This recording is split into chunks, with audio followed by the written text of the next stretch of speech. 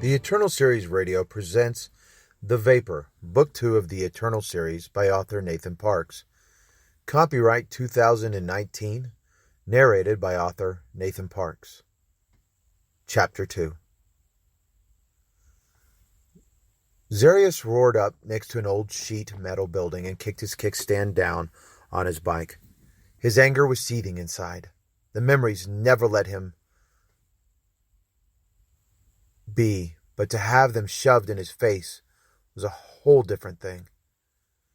The desert heat was not as scorching today as it would be if it was summer, but he still allowed it to dance upon his skin.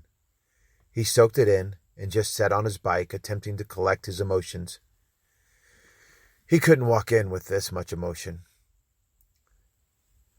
He wouldn't have to. A voice from the door to his right caught him off guard, and he closed his eyes, not wishing to have to explain anything, but knowing he would have no other choice. Kicking up a dust cloud that can be seen for miles, revving up your motor at top speeds and now sitting there with your body more tense than a parachute harness on an overweight skydiver? Either the bar was out of beer or something else obviously has you angry.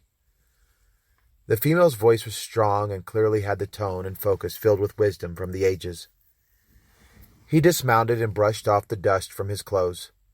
It was more of a stalling motion. He had no desire to look up at the weathered but beautiful female figure standing in the doorway. Yeah, you know how I get when they run out of my favorite alcohol. True, and I keep telling you that it will be the death of you yet.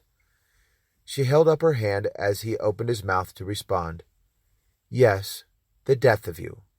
Because you know good and well that even though you may live longer than any of us mortals, you aren't fully immortal anymore. He looked into her eyes, and with one look the rush of anger and raw emotion was replaced with an overwhelming desire to grab her and lift her up. He wanted to swing her around and kiss her long and hard. Memories of when that was common brought a smile across his face. Dang, you're still as beautiful as the first time I met you. And you, Z, are as smooth, charming, and not to be trusted as the first time I met you. Tanisha was still breathtaking to him. True, living in the desert heat and wind had weathered her skin, and her once long jet-black hair was streaked with gray. But he didn't care. She stood there in a loose white cotton button-up blouse and brown jeans, and he wanted to whisk her away to a fountain of youth. They had met almost 30 years ago when she was just 25. He had attempted to avoid falling for her, but she had made it impossible. When the time came for him to reveal to her the truth about who he was and what a future looked like for them, she never batted an eye. No matter if I have tomorrow or a century of tomorrows, Zarius, I don't want to spend a single one of them without you, she had said to him, and they had never spent a day apart since. It took over a decade for the differences to begin to show, but even though he appeared ageless to this day, in his eyes she was still the young and energetic 25-year-old. He loved her more today than he did then. Yes, there was a pain that set deep inside his being, knowing that the sands of the ages would blow through and take her away one day. But it also meant that they treasured each moment more than the last. He walked up to her and wrapped his arms around her waist. Her body was still petite but strong. Strength, both mentally and physically, were required to live out here. He pulled her close and could see a smile break across her lips, but her eyes clearly were stating to him, "You aren't going to get out of telling me what is going on." He looked at her for a moment, and his lips touched hers. He drank in her kiss and let the world stop. This was home. This was his heaven. It seems that what I've always feared would eventually arrive at our doorstep has finally shown up. She leaned back and looked at him with a look of concern and fierceness. Your past? He nodded. Yes. She placed her right hand on his chest and felt each breath he took. We both knew it would come one day, sweetheart. You never kept your past or what it could mean from me. I chose this path with you, with a full understanding of what it could mean. It could have been a month after we met or today. We both knew this moment would come. I'm not ready. Ready? You've been ready since the first time I saw you on the archaeologist dig. That was why you were there, wasn't it? I don't mean that. I mean that I'm not ready to lose you. She turned and slipped out of his arms and walked into the building. It was deceiving from the outside. To those who didn't know better, they would think it was an abandoned building made of scrap metal. But inside there were 2 levels. Below ground was a humble dwelling place that was made up of a bedroom, living room, kitchen, and a few other small rooms. The ground floor consisted of a garage with auto parts lying around. One corner was dedicated to research of historical artifacts and the study of archaeology. Tanisha may not be working in the field as she once did, but she was still consumed by a passion for ancient civilizations and history. She and Zarius had met on a site in the Middle East. She felt drawn to him immediately. He was a rebel then, and still was. She would admit she originally was drawn by lust. Lust for his big eyes, thick hair, muscular body that filled out his frame. As she began to learn more about him, she discovered a heart of strength, loyalty, and a tenderness all wrapped into an amazing package of a man. The couple walked in and Tanisha moved toward her work corner. She started tracing her fingers along the spines of several books that were located on a shelf. She found the one for which she was looking and pulled it out. It was a well-worn journal, dog-eared and stained. She brushed her hand across the front of the cover as she smiled. Then she looked up at Zarius and handed it to him. Do you remember this? He took it from her. He didn't have to look down at it. He knew what it was. Of course. You know that I do. It's the site journal I was keeping when we met. Little did I know that the notes that I was taking in it would be a roadmap to my life that could only be lived through the imaginations of fantasy writers. He raised his eyes to meet hers as she continued. You are who you are. You must do what you need to do. He began to flip through the pages. Words were penned in her beautiful script handwriting, and images that she had drawn in pencil jumped out at him.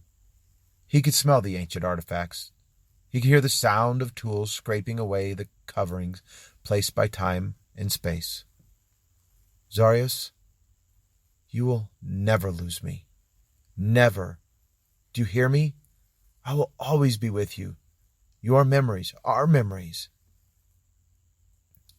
A tear began to fall silently down the warrior's cheek. But I'm not ready to hold you only in memories. Yes, but we both know that if you do not fulfill your duties, there are more lives at stake here than just you and me. Humanity is at stake. And yes, even though you may not be part of humanity, I am. I know. What happened? Who was it? She asked, referring back to what had taken place before he had returned home. He was my brother. Michael? Yeah, the only brother I have, he scoffed, not at her, but at the thought of it. What if you share what you know with those who need to know? He set the book down on her desk and leaned up against it. He stared off into nothingness and didn't speak for a moment. He just thought. Her questions seemed so simple, but the complexity was beyond anything even he could understand.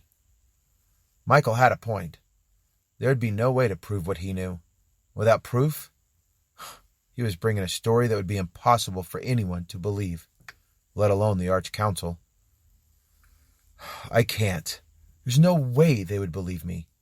He has them all wrapped around his finger. They've existed with him for longer than any mortal could even understand.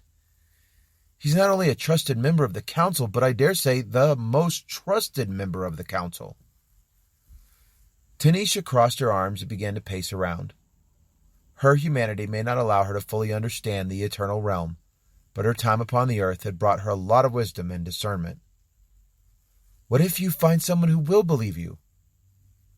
He looked up with a puzzled expression. Like who?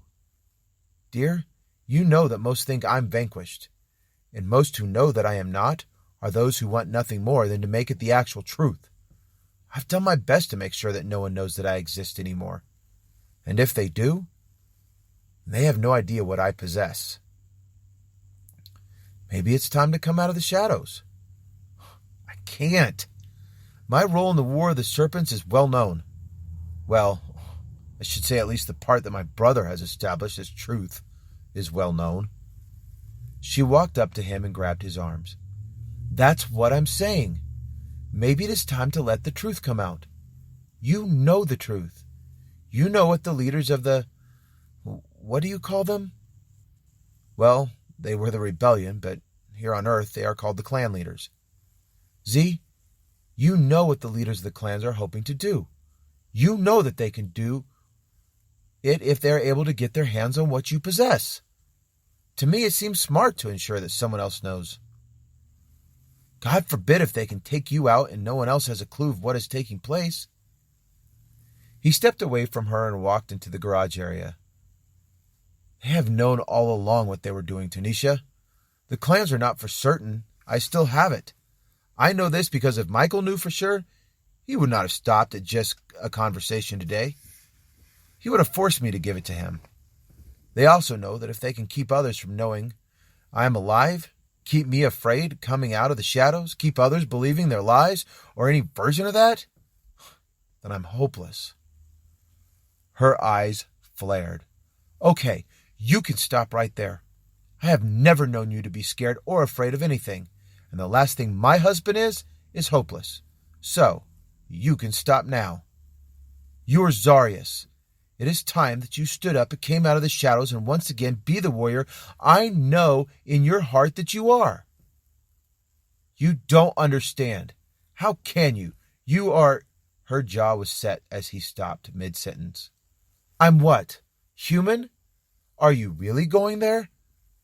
He hung his head, his shoulders slumped.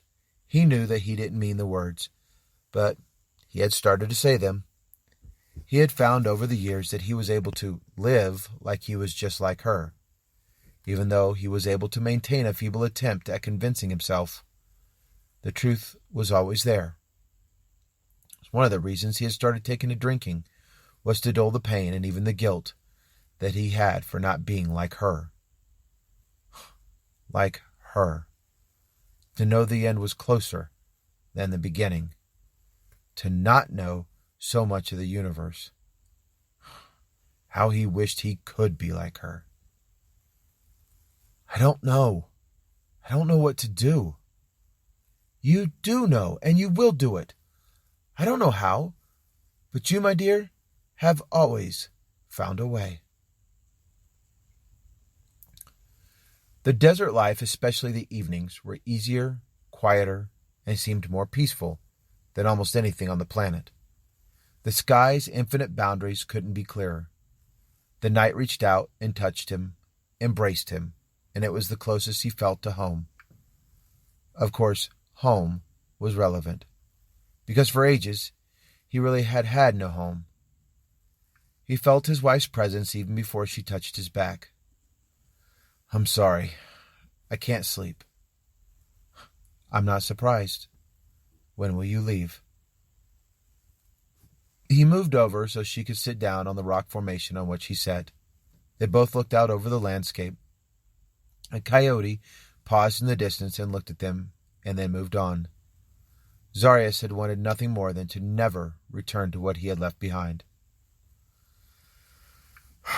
In a few hours, she laid her head on his shoulder. Where will you go? Eden, I have no choice. You were right. I do know what needs to be done, and I know that there is only one that can do it. Eyes will be opened. Either the truth will be believed or rejected.